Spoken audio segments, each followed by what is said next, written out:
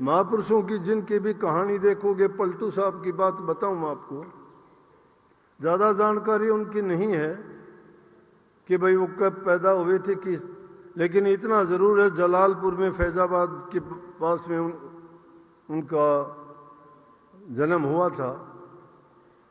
जाति के बनिया थे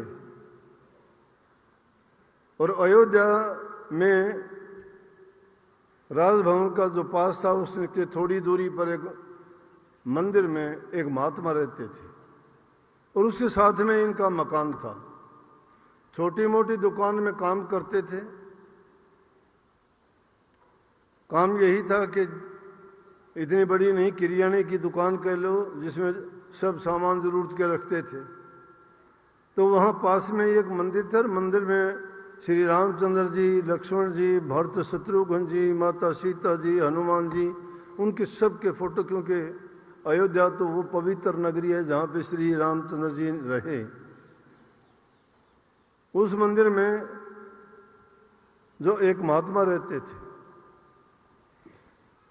तो जो भी वो वहाँ पर उनकी पूजा करते थे और जो भी कुछ आता था, चढ़ावा पूजा, वहाँ भगत लोग रहते थे, उसको दे के पलटू को बढ़िया था, उसकी दुकान में उसको जो आता वो दे देते थे, चढ़ावा पूजा, और उससे सामान लेके आते थे। उससे सारा मंदिर के सेवक या जो भी आता उनका भोजन का, प्रसाद का इंतजाम और प्रबंध उसी से करते थे। प्रभु का भोग भी उसी का लगाते थे। हाँ, सनातन धर्म में देवताओं को पहले भोग लगाते हैं, उसके बाद ही दूसरे लोग प्रसाद पाते हैं। तो ऐसे करते करते काफी समय बीत गया। एक दिन हालात ये हुए कि कोई आया ही नहीं, मंदिर में कोई चढ़ावा पूजा आया नहीं। तो उस दिन जितने भक्त लोग थे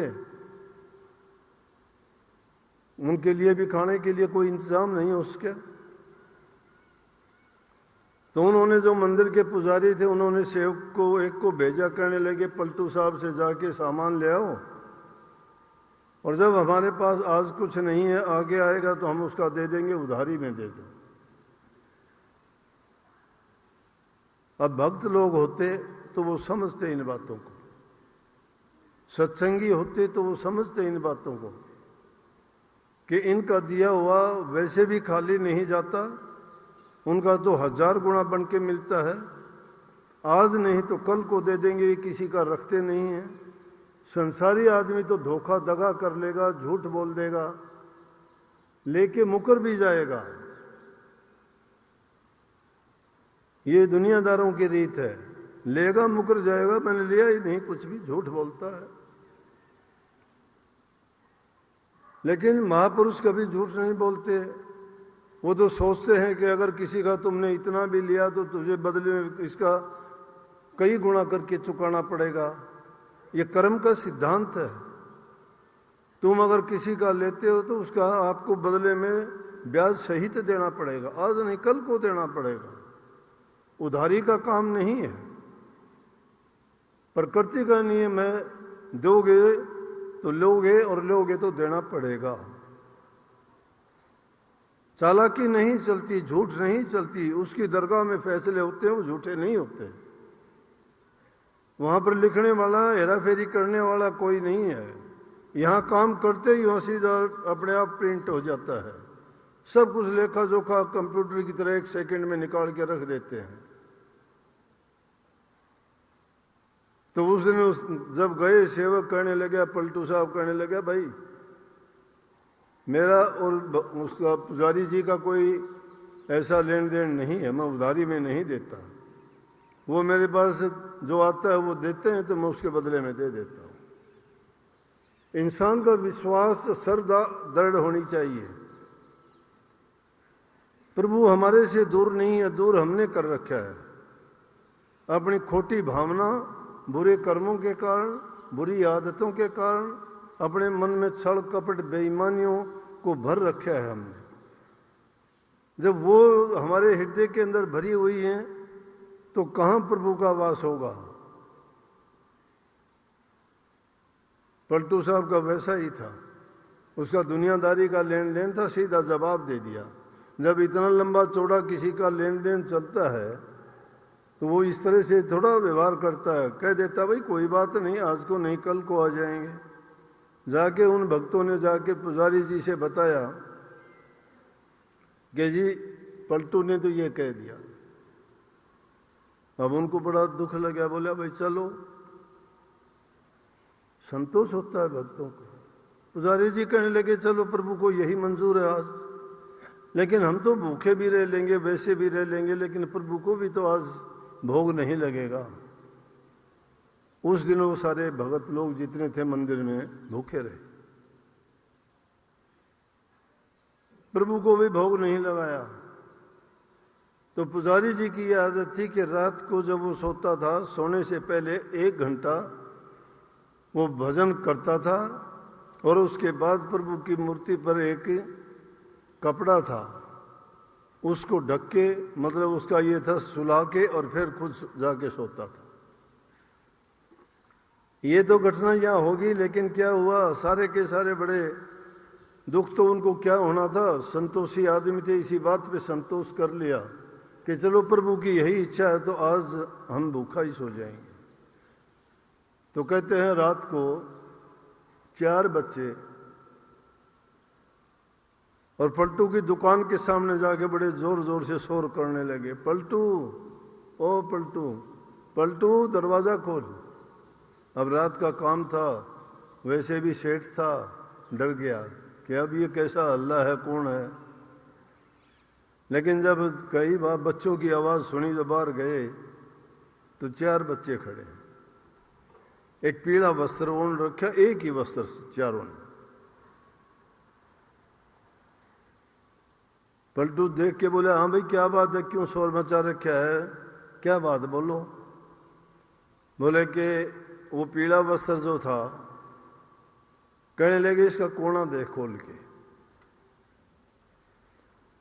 उस कोने में उसने एक कोना जब खोल के देखा तो उसमें 1200 सोने के सिक्के थे। बोला ये रख ले, और आइंदा के लिए जब भगत लोग प्रसाद के लिए आपसे सामान लेने के लिए आए तो मना नहीं करना। 1200-1600 जो भी था,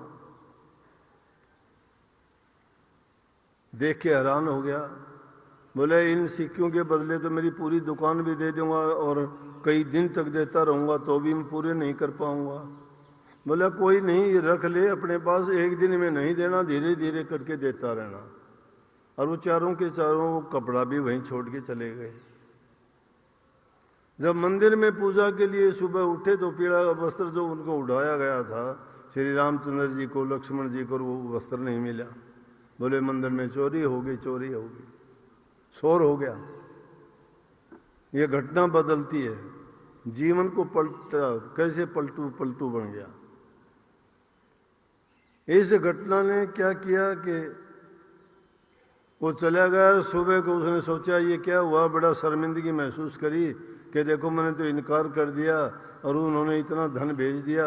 सुबह को मंदिर में जाके और माफ़ी मांगने लग गया। वो बोले अरे माफ़ी क्या मांगता है, यहाँ रात मंदिर में तो चोरी होगी। बोला जी मुझे नहीं पता। बोला कि हाँ बताओ, हमने तो कोई। बोला मुझे उन बच्चों से मिलवा जो 4 बच्चे रात को गए थे, बहुत सुंदर थे, उनके चेहरे बड़े दमक रहे थे, राजकुमारों जैसे लगते थे। पीला वस्त्र उन्होंने ओढ़ रखा था, ये वस्त्र था। पुजारी ने देखा ये तो वही है जो मैं रात को श्री रामचंद्र जी को इनको उड़ा के आता हूँ। और बोले ये इतने पैसे दे के गए हैं कि मैं तो मेरा सारा सामान भी दे दूंगा तो भी पूरे नहीं होंगे, उनसे बच्चों से मिलवाओ। पुजारी ने सिर मारा, कहने लगे मेरी सारी जिंदगी बीत गई इनकी पूजा करते हुए, मुझे दर्शन नहीं दिए और ये बनिए को जाके रात को दर्शन दे दिए। क्योंकि वस्त्र जो था वो वही पीड़ा वहां छोड़ के आए थे। बोले कि यही तो इनको मैं उड़ाता था। बोला अरे पलटू वो तो तेरे को क्या दिखाऊं, तेरे तो भाग ऊंचे थे। कई बार प्रतिकूल चीजें अनुकूल हो जाती हैं। ये प्रतिकूल चीज थी, देखो उसको अनुकूल होगी उसकी, उसको दर्शन हो गए इस बात से। प्रभु ने स्वयं दर्शन दिए। पलटू ने उसी दिन के बाद अपना नाम वहां से दुकान काम सब छोड़ के और चल दिया वहां से। तो जीवन की उस घटना ने उसको पलट के रख दिया।